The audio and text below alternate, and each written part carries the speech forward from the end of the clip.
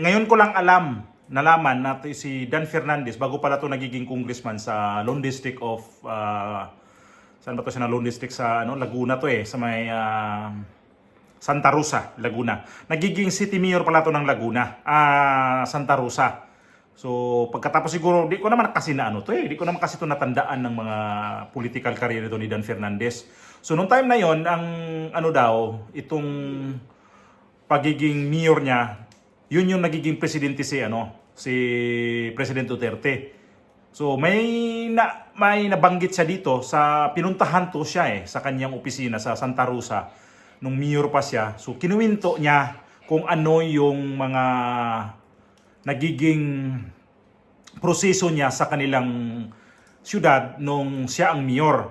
So sinabi niya doon na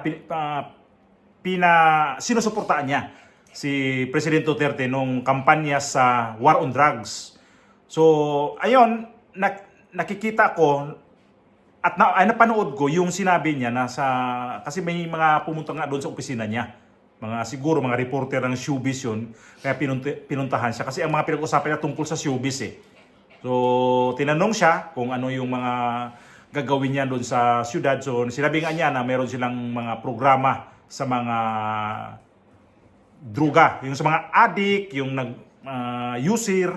Basta may ganoon siyang nabanggit na nagpagawa siya ng rehabilitation para doon sa mga nag-a-addict.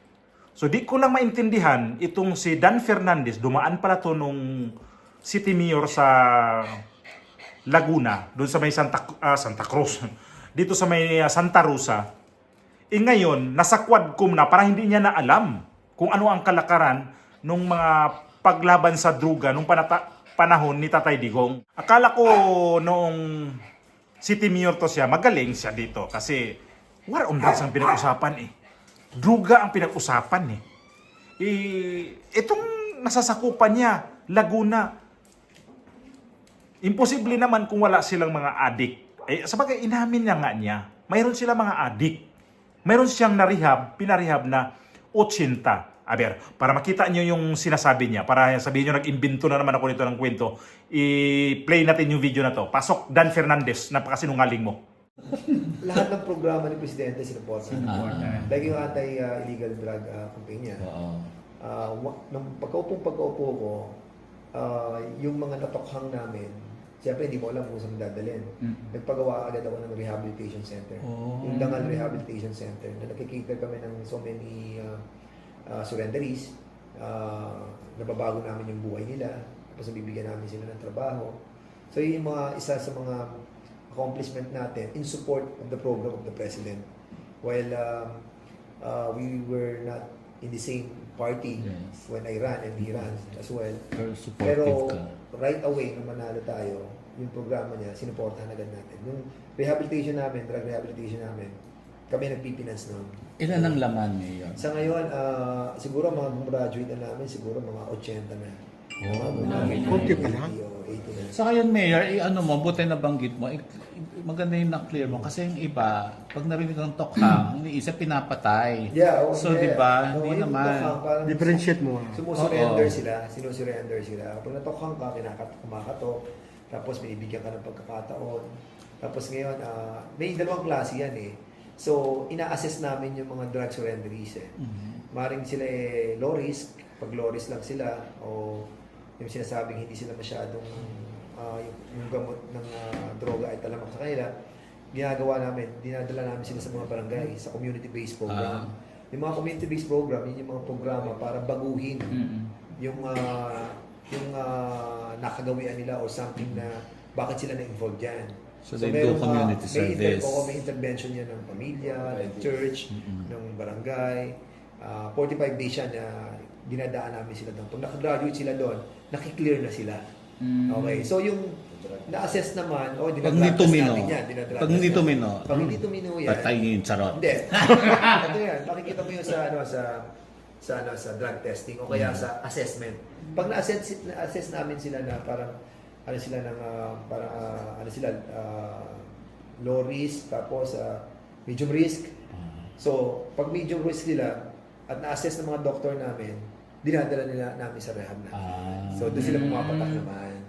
So, yun namang high risk na, yun ang mga dinadala sa mental hospital, sa mga, kasi ibang klase na yung kanilang tama ng addiction sa kanila. Sa mayor, syempre iba usapin pagka yung under surveillance, di ba? Tsaka yung mga lumalaban. Oo. At least kinlear mo kasi sa iba talaga, let's face it, ang akala na pag sinantok kang papatayin. Ang Diba? tokang kasi it's nag-iikot ang mga kapulisan natin, pumupunta sa bahay-bahay kasama ang mga barangay at winawarningan o sinasabihan yung mga potential at yung mga nasa surveillance nila na mga gumagamit ng pinagbabawal na gamot. Nagpapigil na kayo, ito pagkakataon, bibigyan namin kayo, mag-under kayo ng community-based program or pupunta kayo ng rehabilitation. Otherwise, ang gagawin sa inyo, huhulihin kayo, ikukulong kayo talaga. So, yun kung hindi kayo makikooperate. Kasi, katulad na sinabi ni Kapitan, kasi may mga witness O ngayon, ang mga sinasabi niya, na natin na itong Quadcom, anong pakay niya dito? Politika pa din kasi tatakbo siya ngayon ng gobernador. Itong kasing sa Quadcom ngayon, hindi ko maintindihan kasi nung panahon nga ni President Duterte, Maki Duterte sila, palakpak sila doon sa war on drugs ni Duterte. Barbers, ito si Dan Fernandez. Ngayon ko nga lang nalaman na nagiging mayor pala ito ng Santa Rosa. Kasi, ang ko nito, nagiging naman to siya, artista. Pero artista naman to, dati hindi man ito kasikatan na artista eh. Ano ba naman yung mga bold star yata ito eh. Semi-bold star yata ang mga pelikula dati. Hindi ko lang matandaan kung anong mga pelikula dito. Anong mga tatak Dan Fernandez nung panahon ng panahon ng artista niya. Dati narinig ko na itong apelidong Dan Fernandez. Tapos, wala lang. Dan Fernandez lang siya. Tapos nagiging pala to siya. Mayor. So, bakit ngayon? Parang nawala lang yung administrasyon ni Duterte. Sila ngayon parang yung ginawa nila dati sa kanilang bayan pala sa Santa Rosa. Hindi nila alam yun na lumalaban pala sila sa droga. Nabanggit pa nga niya, may mga tukhang pa na yung tukhang na yun galing sa Davao City, inadapt din pala nila sa Santa Rosa, Laguna. May mga nasabi pa nga siya doon, warning, di ba? Warningan muna o kaya may random silang mga drug test sa City Hall ng Santa Rosa. Bakit ngayon parang hindi na natin maano yan? Hindi niya ma-recall na nakakabuti pala yung dati. Parang ngayon dinidikdik nila yung war on drugs na parang masamang nangyari noong panahon na yun ni Presidente Duterte. Ito yung mga politiko talagang napaka-sinungaling, sobrang trapo, sobrang... Hindi ko maaano lang na to. Ano pang itawag natin sa kanya? Sinungaling talaga, sobra eh. Kung ano to siya, kung okay to siyang nagiging mayor pala, dapat isa to siya magsalita ngayon dyan. Nung panahon ng ako ang mayor sa Santa Rosa, ito yung inadapt namin, ang tukhang. Inadapt pala nila tukhang eh. Ngayon parang hindi niya alam kung ano ang mga kalakaran ng droga. Ano yung ginagawa na sa mga tao noon nung mga drug addict. Huwag na siyang magmamalinis. Kasi ako mismo di ako nagmamalinis. Mayroon tayong mga kamag-anak na nagiging addict. Paano ba pag magiging addict ka na? Paano ba pag gumagamit ka na ng mga bawal na gamot? Addict ka na talaga. Nagnakaw ka na. Wala ka nang pinipili dyan eh. Nakaw ka na. Hindi mo na pinipili yung kapatid mo ba yan, nanay mo ba yan, tatay mo ba yan, kapitbahay mo ba yan, nire-rape mo na yung kapatid mo. Tapos ito sila ngayon parang, parang yung ginawa ng war on drugs, baliwala sa kanila yun. Pag makapaimbestiga sa mga pulis, makapag-imbestiga sa mga tao na sa paligid nila, hindi nila naalala yung war on drugs na pati pala sila lumalaban sa droga. Bakit ngayon dinidikdik tong si dating Pangulong Duterte? Piling nila dati malinis sila sa paggagawa ng mga ng laban sa droga. Kaya naman pala di nawala-wala ang droga dahil kayo mismo pala dati, mayor kayo, hindi nyo inayos ang pagpapatakbo sa pagsalanta ng mga druga sa bayan nyo. Sinalanta talaga kayo ng mga druga at saka mga adik. Kami dati nakatira kami sa lugar kung saan ang mga medyo crowded na lugar. Sa Mandaluyong. Andoon yung mga adik sa labas, paglabas pa lang, walang tulugan yan Pag ganitong gabi na, nasa labas sila sa may basketball court, open court yun, nandoon nakaupo. Kung anong ginawa ninyo dito? Madaling araw na. Dating nila ako sa trabaho ng gabi, pagpasok ko sa umaga, nandoon nakaupo pa. Kung anong ginagawa nyo dito? Ba't, nandito pa kayo, hindi kayo natutulog? Hindi daw sila natutulog. Alam naman yung mata, nang lilisik ng mga mata nangangayat yung mukha. Pati nga mga balat sobrang gaspang na Ito mga to, sabi ko, uwi na kayo kasi anong ginawa nyo dito? Baliktad yung sitwasyon nila dati Ang araw ginawa nilang doon sila natutulog. Pag sa gabi, dilat ang mga mata doon. Mantakin nyo na ba yan? Doon lang sila nagtatambay sa mga sa may gilid-gilid ng kalsada. Anong gagawin nila doon? Pag may karusunan, hold upin nila yun. Saksakin nila yun. Yan ang hindi nyo nakita ngayon. Marami na ngayon ang nangyayari ulit ng mga ganyan.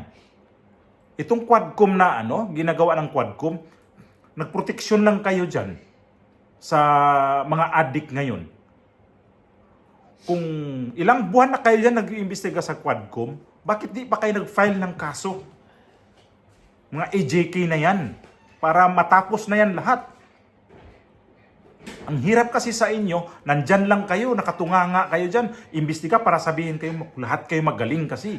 Tapos pag atakihin ang mga kayo dyan na sa mga nagva-vlog, apektado kayo kasi wala kaming ginawa kundi pasaringan kayo ng mga istorya dyan na hindi totoo. Nakikita namin ang ginagawa nyo Ito si Dan Fernandez.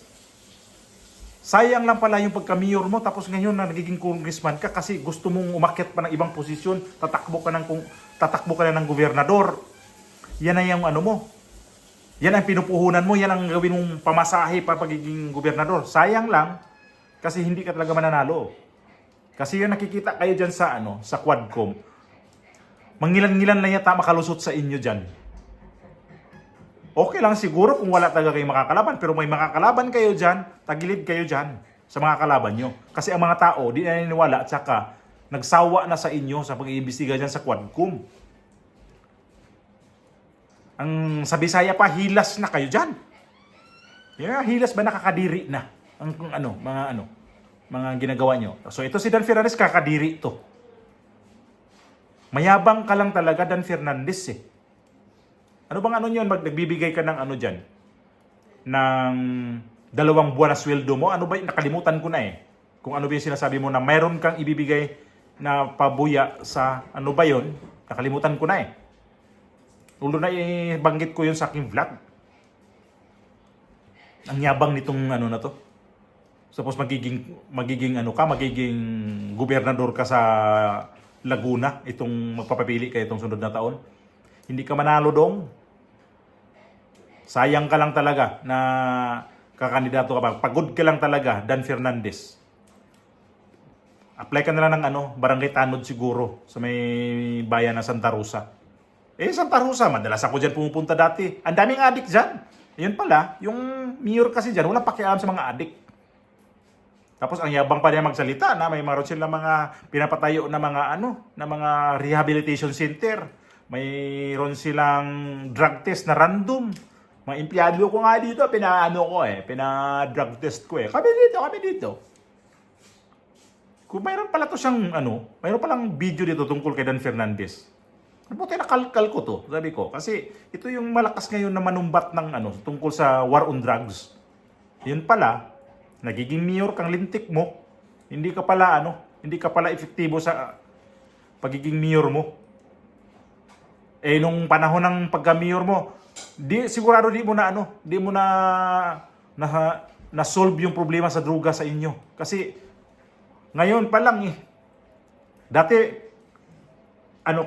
ayaw mo sa droga, ngayon gusto mo na sa droga. Kasi andyan nag-imbestiga ka na Kahit pa sabihin nyo na against kayo sa droga, halata na Kayo pala mga nagprotekta sa mga droga. Pinoprotektahan yung mga addict.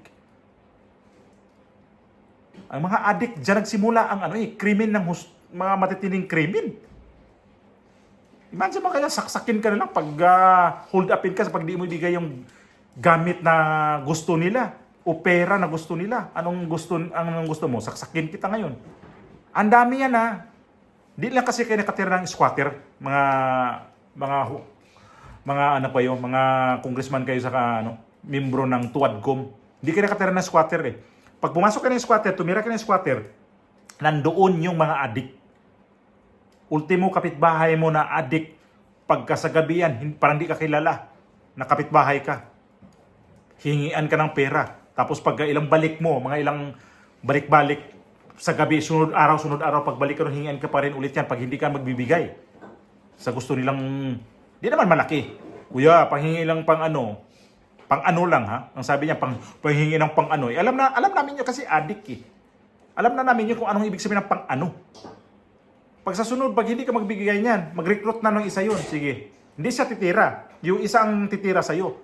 Tapos, ang EGK, pag nasaksak yung kaming mga doon, mga dumadaan lang, saan ngayon yung mga CHR? Hindi kami pinapansin. Ngayon na yung mga addict dyan, yan ang pinapansin ng CHR. Utro nitong CHR, di ko kayo maintindihan. Abogado pa naman kayo dyan, pero dapat balanse kayo mag-imbestiga. Hindi lang yung mga addict ang yun, pinag-focus nyo. Paano yung nabiktima ng mga addict? Ang dami rin yun. Isa ako sa nabiktima ng mga addict na kung hindi kami magbigay ng pera dyan, hold up yun na pakiusapan na pahinging kuya, pang lang Pag hindi ka magbigay, sunod araw, mag-recruit ng isa yun. Abangan mo yan doon sa kanto. Abangan mo yan doon sa pagtawid niya. Kalaban-laban namin, hindi namin kilala tong tao na to. Yun pala, may patalim na. May ice pick ng dala. Kaya kayo ngayon ang nagtawag ulit sa kanila ng mga adik dahil sa mga kabulastugan nyo sa Quadcom. Lalo to si Dan Fernandez na isa pa tong walang hiya, kadiri.